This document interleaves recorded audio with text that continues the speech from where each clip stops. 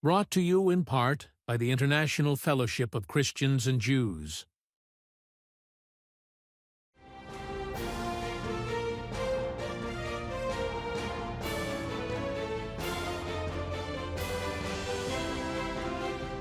And good evening. Welcome to Huckabee Today. This is a show that's filled with common sense and uncommonly interesting conversation with newsmakers and folks who help the rest of us understand the news just a little bit better. Well, the presidential race could not be closer, but the White House isn't the only thing on the line November the 5th. Control of the United States Senate and the House also up for grabs. Democrats currently hold a very slim 51 to 49 margin. But there are signs the Senate could be on the verge of flipping to the Republicans. 34 seats are up this year, and Republicans have a real chance of winning enough of the competitive races to take over. And to the victors go the spoils, which means the control over the legislative process and the incoming president's agenda. A Republican Senate majority in 2024 would mean big shifts in issues like immigration, taxes, health care, and energy. Let's bring someone with a big stake in all of this. Republican North Dakota Senator Kevin Cramer, who himself is up for re-election in November. All right, Senator, so glad to have you. And I want to jump right into what are the Republicans' chances of taking the Senate this November? Well, thanks for having me, Governor. And I would say they're very high, and the expectations are high. We've had high expectations before, but clearly this go around, the map and the calendar really fit well into Republican strategy and chances, largely because so many more Democrats are up for re-election or Democratic seats are on the ballot than Republican seats. And coincidentally, the link between the presidential campaign and the Senate campaign could hardly be any tighter, because the battleground states for the Senate majority are the battleground states for the presidency. And there are some very interesting dynamics going on, particularly in the Rust Belt and some of the Democrat incumbents, how they're suddenly shifting toward support for, or at least being able to work with Donald Trump, the person that that their presidential candidate says is unfit for office. You know, Senator, there are a couple of the races. It appears that the Republican challengers to incumbents are in such a good position that the Democrat incumbents are starting to pretend that they're really with Donald Trump on issues. I'm watching Pennsylvania, where a wonderful candidate, Dave McCormick, is putting it to Bob Casey. And then over in Montana, John Tester, who has been such a chameleon, and he's being very heavily tested by Tim Sheehy. So those are races that looks like could definitely tilt our way. Assess those, and then what are some others that, as you're looking at this, you're seeing maybe we have pickups? Well, I think for sure, Governor, we have a pickup in West Virginia with Jim Justice, and that's, of course, an open seat with Joe Manchin not running for re-election. You hate to jump the gun too much, but I think we could pretty much put that one in the bank. You raised Tim Sheehy in Montana. Of course, that's my next door neighbor. We see all of the ads. They've had so many tens of millions, if not hundreds of millions of dollars worth of ads, that we get to see them here in Bismarck, just what we want. That race right now, from the very beginning, a year ago till now, has just been moving our way. Tim Sheehy, in the latest polls I've seen, is ahead by 8-9 points.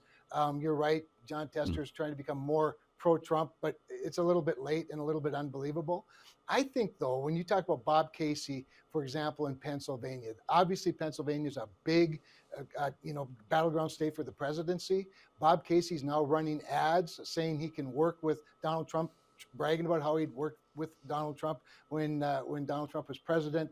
You've got the same dynamic in Wisconsin, where Tammy Baldwin is running against Eric Huckabee, our candidate. It's considered a toss-up at this point. Some polls have him slightly ahead, some her slightly ahead, but it's again trending our way. And this is another case where Tammy Baldwin is now running ads talking about working with Donald Trump. And not to be outdone, Alyssa Slotkin, the representative from Michigan, running against my friend Mike Rogers for an open seat that's currently held by a Democrat.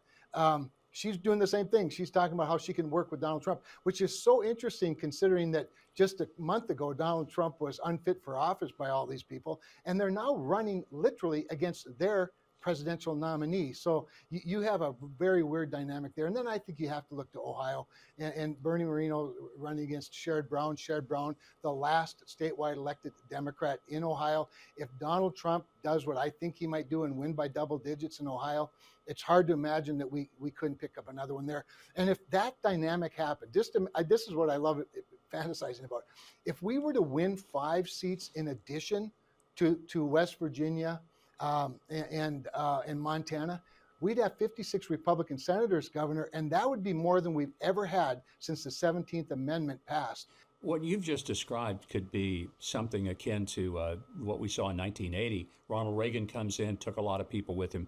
If Donald Trump does really well in these states, the Senate candidate does well. And if the Senate candidate is on fire, it helps Donald Trump. So I'm happy to see that Republicans are recognizing that lining up with Donald Trump is not a bad thing, especially right now with Kamala Harris's campaign faltering. I want to point out what you mentioned, because I thought it was very, very astute, and that is some of these Democrats are trying to pretend that they really want to work with Donald Trump. I'm thinking of the ad that I would love to pay for if I could, and it would say, Bob Casey, Slotkin, all of these Democrats, they say Trump is Hitler, but they want to work with Hitler. Now, which is it? Do you really think he's Hitler? Because if you do, you don't want to work with him. And if he isn't Hitler, why don't you lie about it? So make up your mind. But he's not Hitler. You want to work with him because you know he's probably going to be a better president than your person. I just wish that there could be a little more honesty and integrity, and the media would pick up on that as well. Well, it is disappointing that the media doesn't pick up on these things. However, the American public, I believe, does pick up on these things. I believe that in many cases, and this is certainly true in my race, the Democrats are not only strategically not very wise, they're wrong. And you know, when you're wrong so much of the time and you're promoting the wrong ideas, it doesn't matter how effectively you promote them. But then when you throw in the new twist of hypocrisy, I don't think it's lost on particularly these swing voters, which aren't very big in number. As you know, it's a small sliver. They're the ones paying attention to this stuff, Governor, and I just think you can't fool them. I really do. Immigration is a really big issue across the country. You are a border state, but not to Mexico, but to Canada. But now we're hearing about people coming across the Canadian border as well as the southern border of Mexico. Is it a big issue for the people in North Dakota? And what are they seeing and saying about the almost, we don't know how many, but it could be as many as 20 million people that have illegally crossed with not so much as a wave of the wand to try to tell them to turn back? So it's an issue for everybody. It's an issue about the southern border. It has ramifications to the northern border. But I think more than anything, Governor, it gets back to the sort of the premise of your whole show, and that is common sense. I don't care where you live in America. When you see that your federal government is neglecting securing our southern border to the tune of 10 to 15 to 20 million illegal crossings over the course of the last 4 years or so, and they're bringing with them human trafficking, fentanyl trafficking, all kinds of drug trafficking, lots of crime. They're drawn, of course, to our sanctuary cities where they're being, secured away from federal officials and federal law enforcement. And it's the most absurd notion in modern history, in my view, the whole concept of a sanctuary city. That alone, even if it didn't touch a North Dakotan, is so absurd to the average North Dakotan that they know it's more than slightly wrong. But beyond that, it does touch North Dakotans. I mean, we're losing a couple of hundred people a day in this country, and some of them, yes, are North Dakotans, to fentanyl or other synthetic drug poisoning. That affects everybody, and it scares everybody, rightfully so. With regard to this northern border, we are seeing an increase, really a spike in northern border crossings as well, and encounters with people that are here illegally. But the bigger frustration for us is that so many of the resources that would secure the northern border, as well as accommodate legal commerce, and lots of it, there are by far our number one trading partner. There are 18 ports in North Dakota, land crossings, and to think that we would divert, resources there to deal with the crisis at the southern border, which is a completely unnecessary crisis, it not only frustrates us, but it frightens us at the same time. So this is a policy that's wrong on so many levels. We're having a phenomenal conversation with Senator Kevin Cramer from North Dakota, and we're going to continue it in just a moment. We've got to take a short break because the people that make this show possible, they have a few things to say. We always listen. You should too. We'll be right back with Senator Kevin Cramer after this.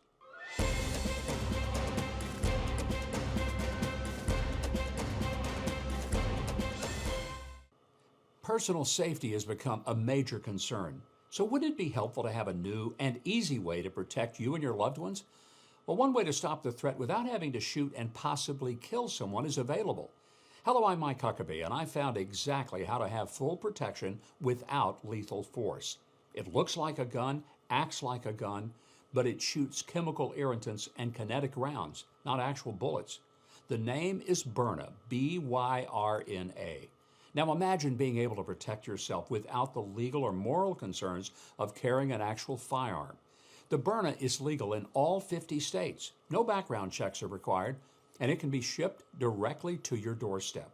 Most importantly, it's built to immediately stop an attacker without taking a life. The peace of mind you have is free. It's easy to use and doesn't have the strong recoil that real guns have, and you don't need ear protection either. It's assembled by hand right here in the U.S., fully trusted by law enforcement, and oftentimes it only needs to be shown and not fired to turn an attacker away. Don't wait until something happens. Go to Byrna.com/Huckabee and learn more about this effective alternative to deadly force. 500,000 are out there already, and right now you'll get a special 10% discount too. That's Byrna with a Y, BYRNA.com/Huckabee. And don't feel vulnerable any longer. At any moment, Israel could be under attack yet again. Iran and its proxies are planning attacks on 7 different fronts. And we must prepare to go without food, water, and electricity for 3 full days. Right now, we have to equip bomb shelters with emergency food boxes for those who have to remain there. We need to deliver firefighting equipment, protective gear for hospitals, and bulletproof vehicles in order to make sure the first responders are strong. Please call or go online to help. This is a historic moment. Our help comes from the Lord and from those who stand and trust in Him. Right now, a gift of just $45 helps to provide an emergency food box that's filled with food and water, baby formula that are delivered directly to the most vulnerable people who are trapped in these bomb shelters. We must stand strong, and we must stand together. And we're back with North Dakota Republican Senator Kevin Cramer. Senator, your state is one of the most energy-enriched state in the whole country. It's a big part of the economy and jobs there.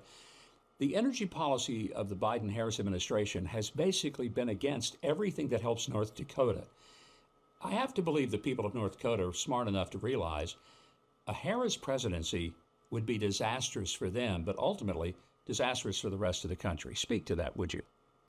Well, there's no question, Governor, that the people in North Dakota know that as a fact, and we've been living the nightmare of a Biden-Harris administration for 4 years where, remember, on day one, they shut down the chance of a Keystone XL pipeline that would have moved more North American oil to markets and to refineries, making us less dependent on our adversaries and frenemies, if you will.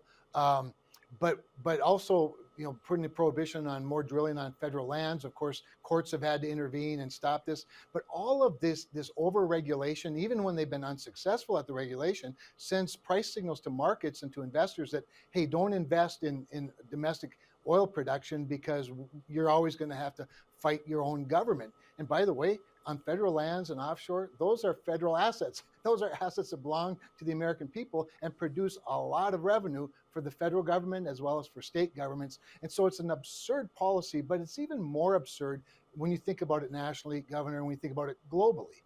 When you consider that the cleanest barrel of oil in the world comes out of the Bakken, you would think if you're concerned about pollution or climate, you'd want to produce more of that cleanest barrel of oil rather than turning production over to Venezuela, which they've done, Russia, which they've done, Iran, which they've done. And then when there are sanctions on some of these foreign bad actors, they just sort of ignore the sanctions, and they allow not only the sale of oil from Iran, but the sale of oil from Iran to China to benefit two enemy countries.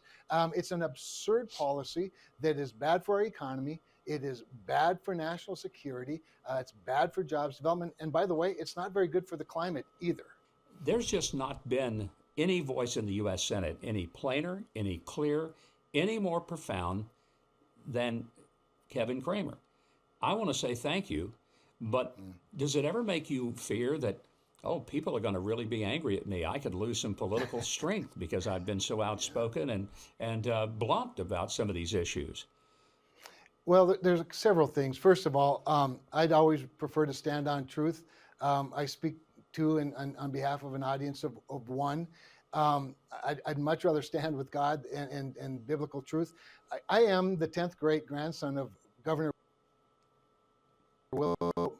My blood runs pretty deep when it comes to the reason for this great country and the founders of this great country and what they had in mind with regard to not so much Governor, a Puritan, if you will, country per se, but one that's built on the right foundation.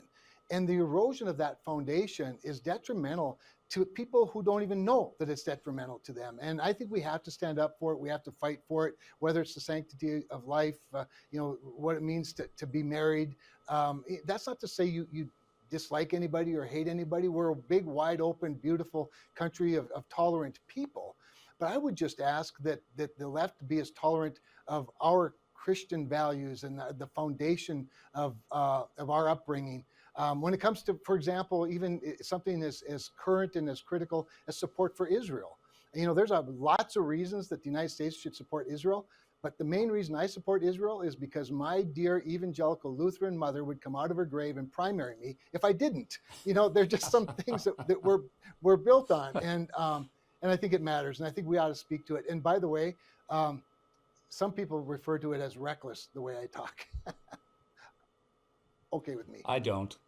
I don't think it's reckless, Senator. I think it's the most refreshing voice that we've got in the Senate.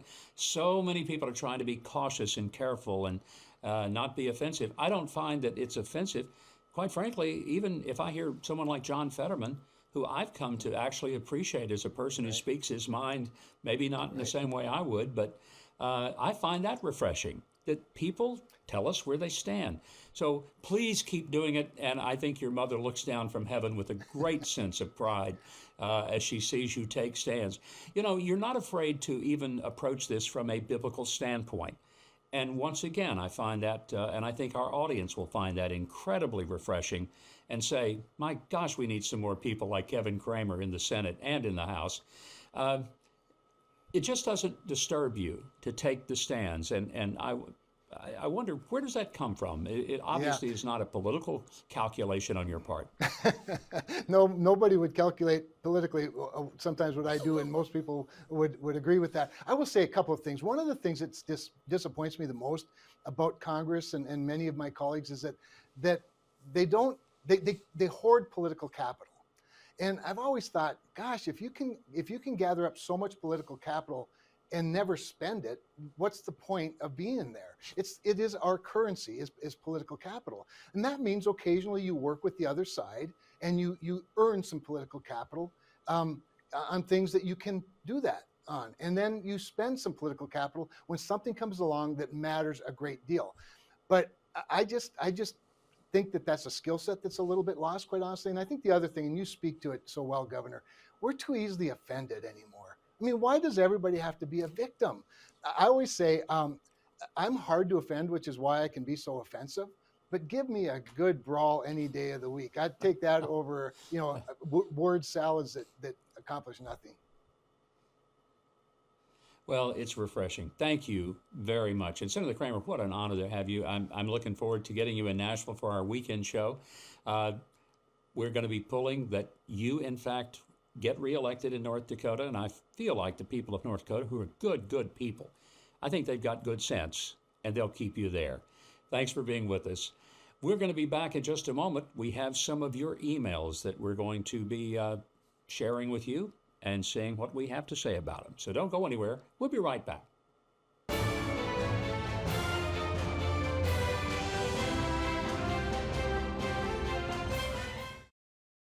And welcome back. I hope you enjoyed the conversation with Senator Kevin Cramer as much as I did. What a delightfully honest, candid, transparent person in politics. Folks, you don't see many of them, and when you do, you need to be sure to pray for him that he stays a long time. We need that kind of leadership in Washington, and we just don't have much of it. All right, we want to get to your mailbox, see what you've been saying to us. You can always comment to us at, get this, comments@MikeHuckabee.com. See how simple that is? I bet you're drafting yours right now. Well, let's see what we have. We got this from Angelica from Alpharetta, Georgia, just outside of Atlanta. She says, it's very upsetting to me as a legal immigrant of 55 years to discover how difficult it is to renew an expired permanent resident card. I should enter through the border. I wouldn't have a problem. Sadly, Angelica, that's right. I could even vote without any identification. But no, I can't vote. It shows on my driver's license. So right now, I can't open a bank account either because of that green card. My husband passed away last June at the age of 96. I only have his Social Security and half his pension from GE, which is not enough to pay his bills. I am so grateful for the comments from Angelica, and she points out that so many people have come to this country. They've done it the right way. They came through the front door, not through the back window. They did it in daylight, not in the middle of the night. And they did it and have been honest about being here and keeping the records and standing in line and doing it right. We're blessed as a country to have folks like Angelica and millions others, but we don't know who's coming in under the Biden-Harris administration because they don't even check a name. Nothing whatsoever. That's dangerous for us all. Now, this one from Robert, he says, every time I read 2 Peter 3:5, I marvel. What the living and true God offers to all of mankind is the very best. What Satan offers to mankind is the very worst. I personally know someone who is a very good friend who absolutely would not allow me to tell him how to be saved and enjoy heaven instead of being miserable. It wasn't because he was stupid. I considered him to be smarter than me, but his high IQ appears to be a curse rather than a blessing. Sadly, I think that is true with so very many people. They may be too smart for their own good. If being a simpleton means that I believe in God, happy to be. We always love to hear from you. Give us your comments at comments@MikeHuckabee.com. I'm going to be back with a final note in just a moment, so stay with us. Well, what a great opportunity to visit with Senator Kevin Cramer, but more importantly, what a great opportunity to visit with you. By the way, in addition to us being here every day, Monday through Friday, you know, we have a show from Nashville. It's before a live studio audience. It comes to you every weekend, Saturday and Sunday, right here on TBN. Saturday it airs 8 and 11 Eastern, 7 and 10 Central, and at 9 Eastern, 8 Central on Sunday nights. There's no excuse for you not watching it. And if you can't be there, set your DVR. You're missing some of the best entertainment, political conversation, even stuff like magic, acrobats, comedy. We've got it all. And of course, it's coming from Nashville. Guess what else we have? We got a lot of music. Right now, Alan Jackson is on deck. He's going to pick up the bat and swing hard. That does it for us. Until next time, good night and God bless.